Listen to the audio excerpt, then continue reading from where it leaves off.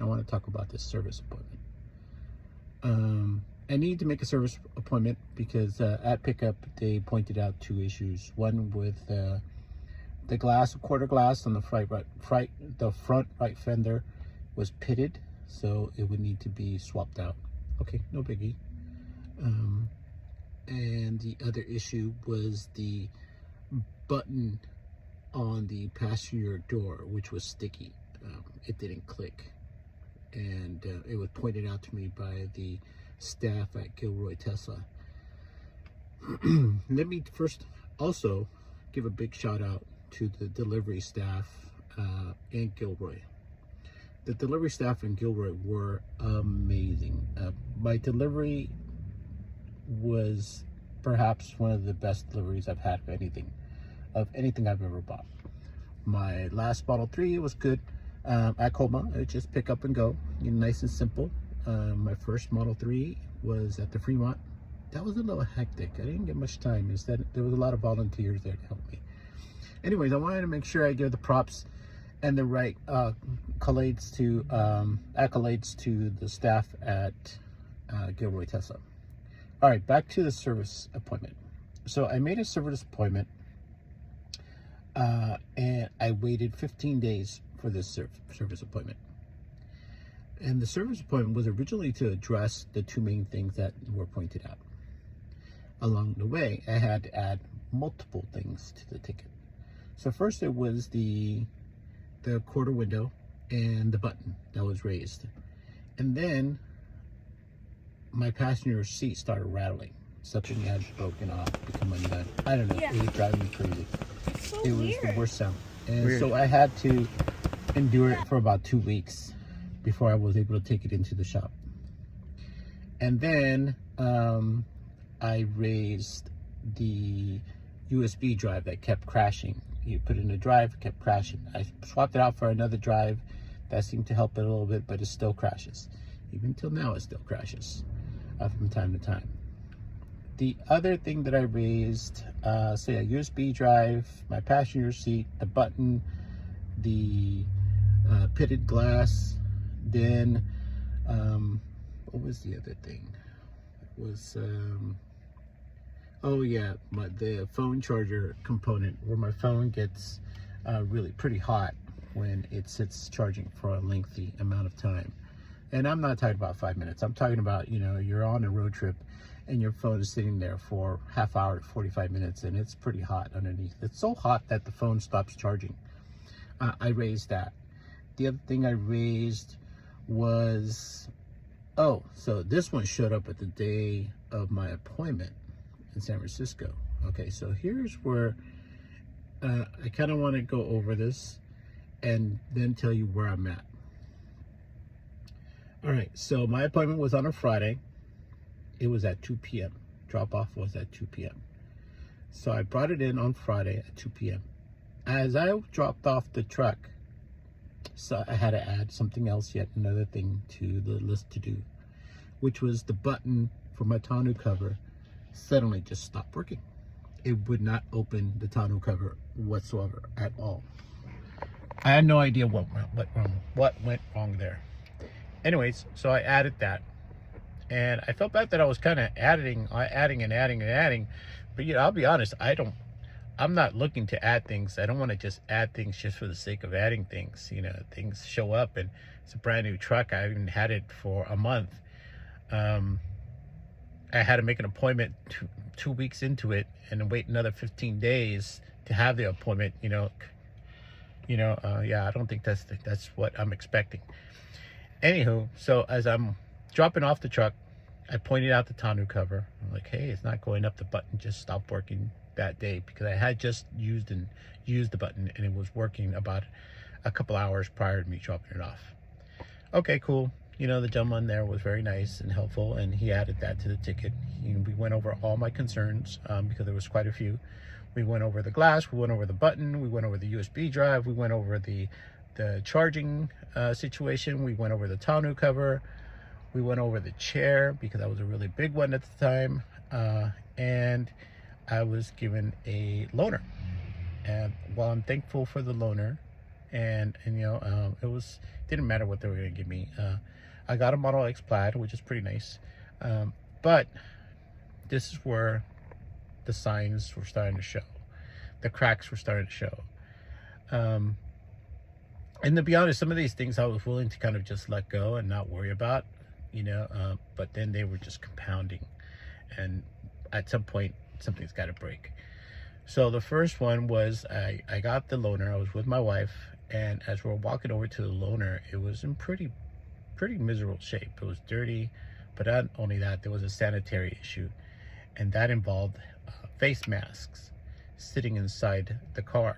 One was sitting underneath the seat, one was sitting on top of the seat, and as my wife opened the door, we used our feet to take them out.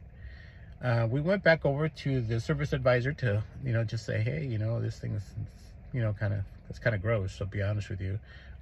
And he would apologize. He was pretty embarrassed, and he went in and cleaned it up for us, and no big deal. It happens. Anyways, so that was the first thing. But again, I'm not nitpicking. I'm just this is what I'm experiencing, and and I'm just putting myself in the shoes of someone who's never owned a Tesla, and what their experience is going to be like, and how they're going to perceive this, and how this will leave them feeling. So anyways, picked up the Model X and drove off, and at 2 p.m. So then I wasn't really expecting them to start any work on Friday. I was expecting them to start work on Saturday. So as I took the Model X, went about my business, the following day, I think I got a notification telling me that my car was not going to be ready till Monday. And as I'm looking, I'm noticing nothing is being done. No work was being done to the car on Friday, as I kind of expected. It was kind of late in the day. And then Saturday, nothing was being done. No movement.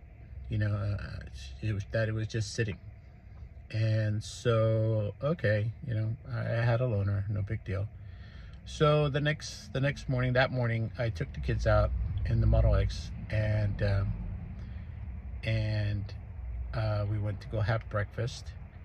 And as I parked the Model X and walked towards the restaurant, I looked over and I noticed the Model X hadn't locked itself.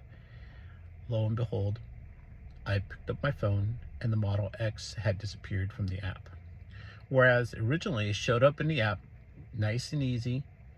It had all my profile, my favorites, my destinations. It basically was such a smooth transition from my Cybertruck to the loaner. I was actually quite pleased with the software in the back end taking my profile. But that was going to be the next flag. So when it disappeared, I was like, wait, I'm stuck without a car. I'm stuck without access to the car, and I've got my kids with me. What's going on here? Thankfully I have a friend who I reached out, and he's super gracious, super helpful. He reached out to someone in San Francisco who called me right away. Again, I'm gonna give allocates to the folks who I feel like really go above and beyond, and I really want to make sure that they get their proper allocates, because it's not all doom and gloom in this particular video. He reaches out and promptly helps me restore access to my phone, and I'm thankful. Cool. I didn't have to go back in. He was like, hey, why don't you come back in? We'll give you a key card, and that way if you'll have something on you. Okay, cool. And so I had access to the truck, to the Model X, and we went to go have breakfast. Got back in the Model X, and after breakfast, and there was another flag. I realized all my favorite locations that I had a whole list from having owned my first Tesla in 2018 of my favorite locations just disappeared. I was like, okay, maybe it's just a fluke. Maybe it's just the Model X. Maybe it's just a bug. Maybe it's just the software. I'm not going to worry about it until I get my Cybertruck or my other Model 3 that was at home and verify this. By then, it's Sunday, and I get a notification that the car was not going to be done until Tuesday now. And they're waiting for parts, or who knows. I don't really understand what was taking so long. But you know what? I'm not gonna rush it. As long as you get the job done right. There was a lot of little things that needed to be fixed and addressed. That really didn't bother me. They gave me a loaner. They fixed it. Okay, cool. I had a loaner. I had a car to be in, transport my kids to school and back, help my wife make sure that everything was going. Okay, so then Monday comes along. I'm pretty aware that I'm not going to get the Cybertruck on Monday. Then Tuesday comes along, and I was prepared to pick it up at about 5 o'clock on Tuesday. And that was what was showing on the app. And then I got some bad news that very close family member in our family had passed away, and so that changed everything. I needed to know whether I could pick up the Cybertruck that day, because the app was showing that I was going to be able to pick it up that day. And if so, can I come wait for it? Because I didn't want to have to hassle with this, because it was now becoming a very urgent thing. I needed the truck back because it said it was going to be ready. And there was no indication that it was going to take another day. So I called the service center, and the service center guy is like, yeah, it's not ready yet. And that was pretty much about it. It was just not ready yet.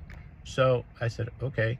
And I looked at the app, and the app still showed that it was going to be ready by 5. So I was with my kid, and we drove the Model X loaner over to the service center on Tuesday to begin to pick up.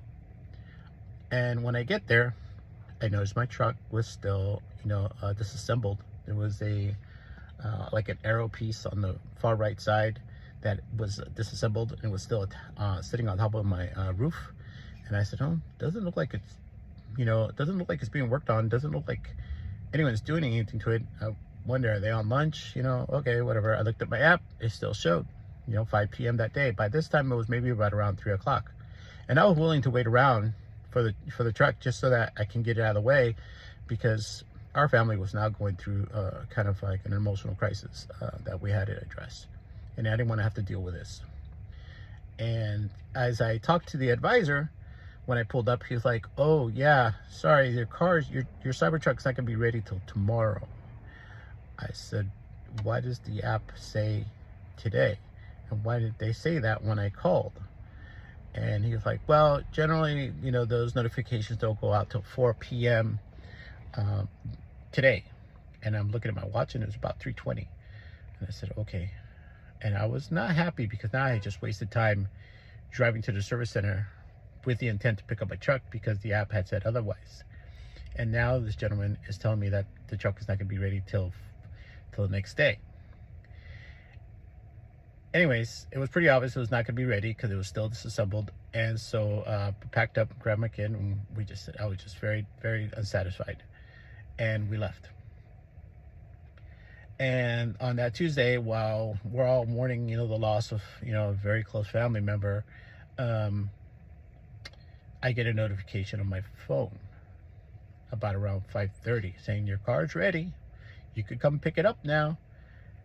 I was just there a couple hours ago by being told by another individual that it was not going to be ready till the next day. Now you're telling me it's ready and I can pick it up during opening hours. And so you're telling me that I could have waited this entire time. Anyways, I was again frustrated, another flag. But okay, I didn't have time to get emotional about that and get angry about that. And so I just left it. I said, okay, I'll pick it up tomorrow. And I wanted to see what was the easiest way to come pick it up, because I had to rush back and be with my family. So then Wednesday came along, and I came out early in the morning, first thing at opening, and I drove into the lot to pick up my Cybertruck. Cybertruck was in the same spot that I had seen it the day before, and it was still disassembled. Here's the thing. I had not noticed that it was disassembled this time around. I was just so focused on picking up the truck and engaging with someone that was there, telling me the car is ready, you're free to go, you can review it. And by now I'm like, okay, I need to review this stuff. I need to kind of like take a look at the stuff. And mind you, I need to get out of there, because my family, there's a big emotional crisis going on, and I don't really have time to be like going in the weeds of all this stuff. You know, I have to trust the service center is doing everything they need to. They're road testing this. They're doing QA work. They're doing all this stuff. I'm hoping that they're doing this. So as I do a quick, you know, QA, I guess, of my truck, I realize, oh shit, this panel's still sitting on my truck. How am I going to leave? How did they not catch this?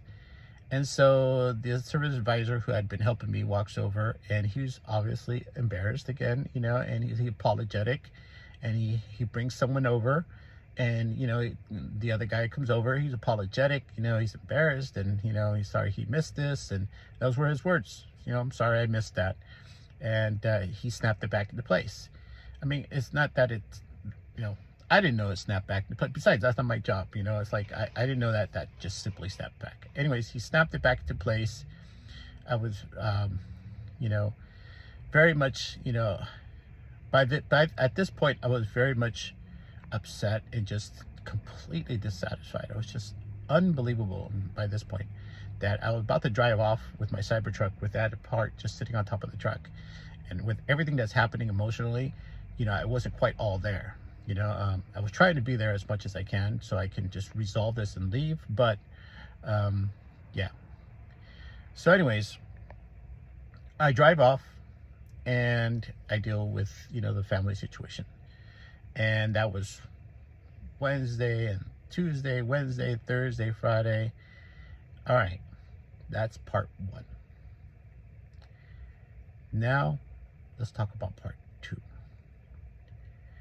I spoke with the service manager, and I believe her name is Neely. Very nice. She called me, very apologetic. She could tell that, you know, she wants what's best for the customer. She understands that, you know, that Tesla's, you know, there's a high benchmark that they want to hit, you know, and we expect the highest, you know, the highest level of service, you know, and nothing less.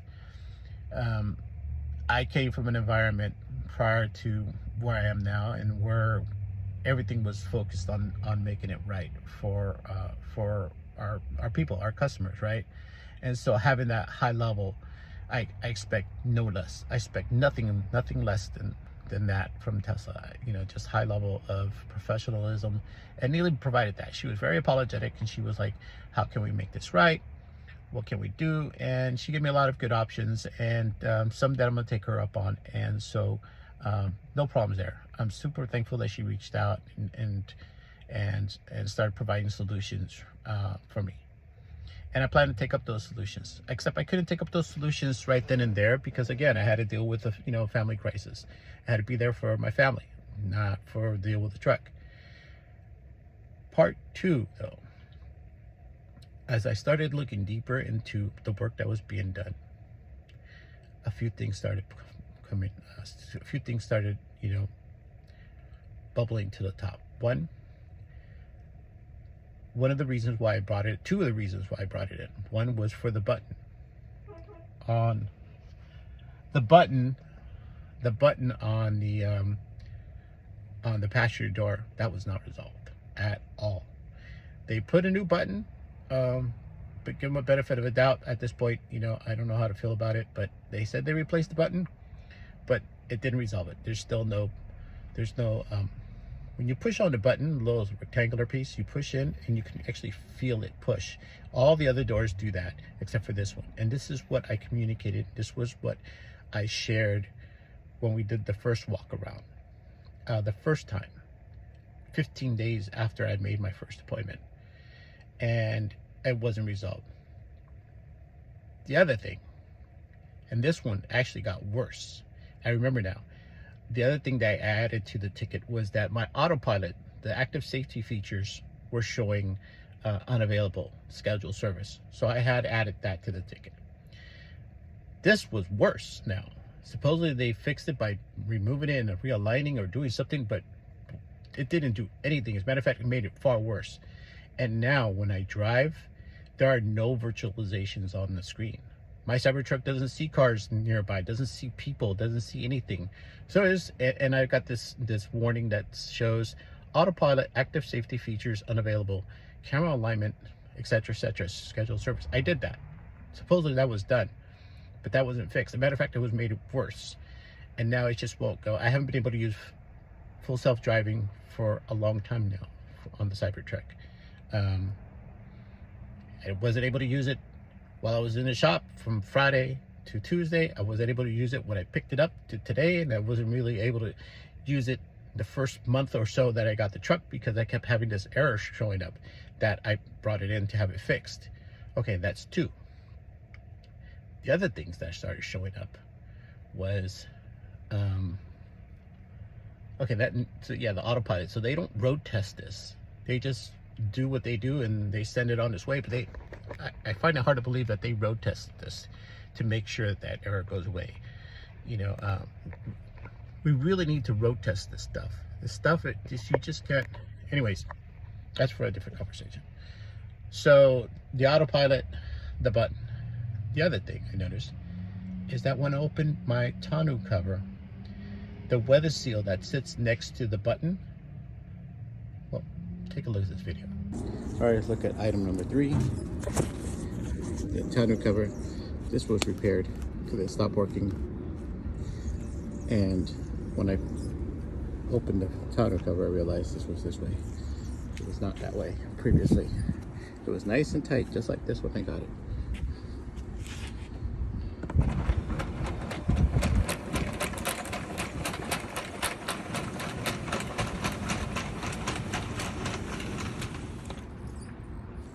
See? Yeah, not good. Now let's look at the front weather strip. There it is. It actually looked like that when I took delivery. There wasn't a single problem with it. And I believe work was done on this fender. This fender was removed. This glass was replaced, and this contrail was replaced as well. So I believe something must have happened in between here and the work. Yeah, not good. And then number 5. Here, work was done here. This is still gonna be addressed because it wasn't addressed the first time. It's like pushing on a regular plate of glass. Anyways, that's not what I'm showing the video. The seat was repaired in the back. There was some rattling that seems to have resolved. Cool. But I look down here, clearly see, I don't know what that is. And there's all along here. It's like here and here. This is like maybe a tool. Yeah, I don't know. But it wasn't like this. All right, I had to pick up where I left off. So the seal by the tonneau cover by the switch, the interior damage by the area where they were working, the seal that faces the fender where they were doing work to remove the corner glass, the lack of preparing the truck at pickup, the communication between them and me and when the car was actually going to be ready and what my options were, the disconnect between the Model X and the app, and removing all my favorites and removing my, deleting. I mean, by themselves, there's no big deal, but man, they just so many things just were piling up that I finally wrote a survey, and I said, hey, this is my experience. I'm not making any of this stuff up. This is my experience. So anyways, the part 2 is the new part that I plan to raise, and we haven't really discussed. I have an appointment again on the 4th, but the service manager said I could reach out to her directly and we can work something out. So I'm very thankful for that. All I'm asking is just, I bring in my truck when something is wrong, and I just expect to find it in a better or new-like condition, and not expect to have to. Now I feel like if I bring it in, I'm gonna have to really double check to make sure the work is done. And not only that, make sure the work's done, that something else isn't damaged along the way. That doesn't make me feel comfortable. That's not the experience I want. Anyways, outside of that, Absolutely love the Cybertruck. It it's it's a game changer for the family. I'm just asking that we solve for these inconsistencies in the service experience, and the repairs, and the communications and expectations. When you do a software-based fix, there should be a road test to make sure that it doesn't show up, that sort of thing. Also, the drive unit wasn't fixed. The USB drive unit wasn't fixed because they weren't able to replicate it. Yeah, it's not something you can replicate quite easily, but it does happen. If I'm in the car and I want to review a video, I'll click on it and I'll get an error, and or it'll quit, kind of like crash on me. So yeah, it's still not 100%, but that's probably the least of my worries right now. The new 4 ones that I just pointed out, those are now the top tier worries that I have right now on the Cybertruck. All right, cool. That's really all I have to share. I'll let you know what part 3 looks like. Thanks.